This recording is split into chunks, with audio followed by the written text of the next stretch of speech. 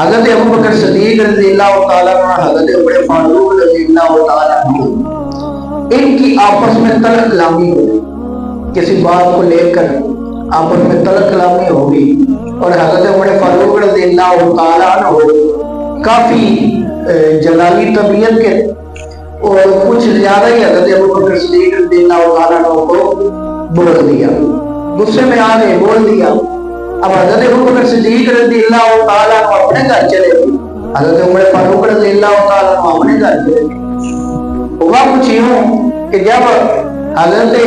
عمر فاروق رضی اللہ تعالیٰ عنہ اپنے گھر گئے